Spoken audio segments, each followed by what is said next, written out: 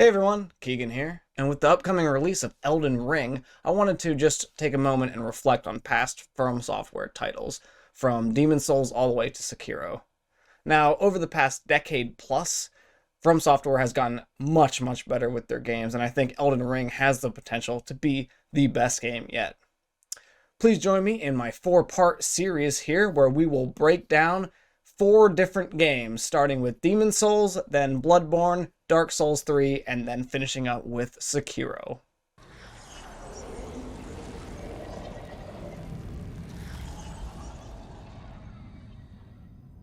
This game may not be perfect, but it is the game that started it all.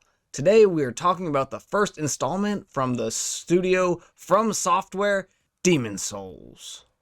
This game, in my opinion, clearly feels like a very good individual levels stitched together through archstones. I believe the developers had a good idea for each of these places, but didn't quite know how to pull it all together yet. I've been playing through the remake, and this game looks amazing, and Bluepoint did an incredible job of making this game look how the developers intended for it to look in 2009. Starting off with some things that I really think worked well for this game. We have the weapon system, and how much weight each one of these weapons feel like they carried.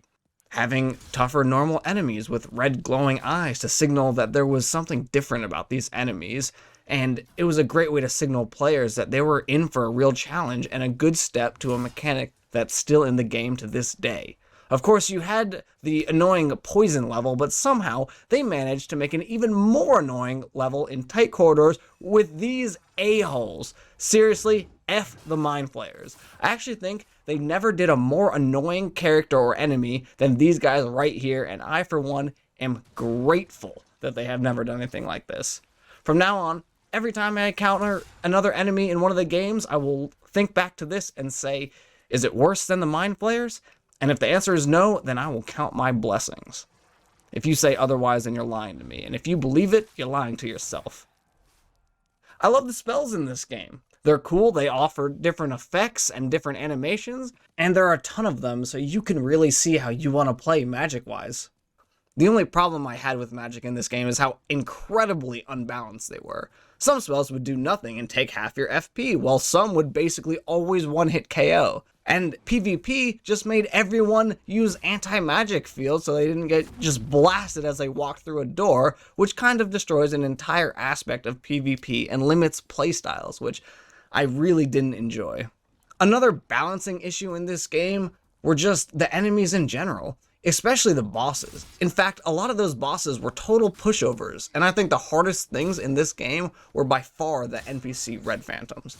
I mean, they were just on another level compared to everything else in this game. A lot of the bosses were easy to cheese, and I think that made the game also feel a little bit easier than the other games in Souls series. Sure, you don't have to cheese them, but they never put a checkpoint before the bosses, and I had to weigh beating the bosses fair and square and risk needing to run through an entire level again, or just beat it any way I can. Get to my Archstone, heal back up, and boom, there I go. So obviously that's what I chose. Maybe a second playthrough I'd be more willing to go back and fight them square on, but when you're running through it the first time and you're low on health and equipment and you just want to beat this boss, really it doesn't make sense to try to beat it fair and square when they even reward you and give you trophies for things like just shooting the guy in, where was it, 3-2 with, or 3-1 with just bow and arrow. It was just ridiculous. Upgrading weapons was fun, though I felt like armor was a little bit lackluster and didn't provide enough benefits really to your character. Plus, I was basically forced into wearing the thief armor since the equipment load in this game was way too low. Also, although this is definitely better in the remake, the inventory system was really annoying for no reason. I'm extremely glad that, generally speaking, I think they've entirely gotten rid of weight limits for your inventory. Not on your person, but just in your inventory. Maybe for Elden Ring it'll be a little different because it's an open world game, so they don't want you to just hoard things forever, but I think you can give a sizable inventory limit. There was no reason for in Demon Souls for it not to give you a unlimited inventory. I also wish they didn't throw you into New Game Plus right after you beat the final boss. It would have been nice to beat the game and then get a character to PvP with. And the last thing that really stood out to me as a giant con in this game was the fact that there was no way to respec your character. If I decided I didn't enjoy this playstyle of my character, I would just have to grind a bunch more points to put into the character, and also risk having no PvP action at higher up levels. You keep going higher, and all of a sudden I'm level 120 with a strength build, and I want to switch over to a dex build, and now all of a sudden I need another 75 points, and I just get put in this really weird area of no multiplayer. There's no experimenting with builds because I would need a New Game Plus for every build I wanted to try out, and that's really just not feasible, at least for me. I can't do this 1,000 times like some people.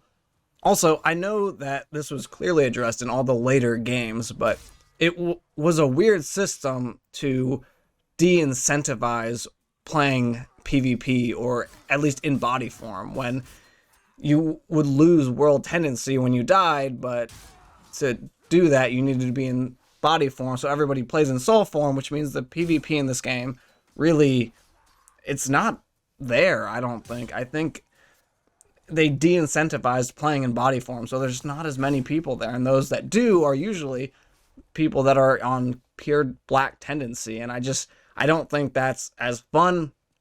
It's not encouraging for new players to PvP, and it really only benefits those who are already bad characters. So I think that was one of my least favorite things in this game, is I never really wanted to experiment with PvP just because it just wasn't fun. Overall, this was my least favorite FromSoftware game that I've played, but I still absolutely loved the experience, and as an individual game, I would still recommend this game to anybody with a PS5. That's been my analysis of the first entry in the FromSoftware Souls game. So let me know down in the comments below what you thought of it, whether you played on the original or PS5. I would really love to have a discussion. And next up, I know, is a lot of people's favorite in the Souls series, Bloodborne. For now, this is Keegan signing off. I will catch you guys in the next video.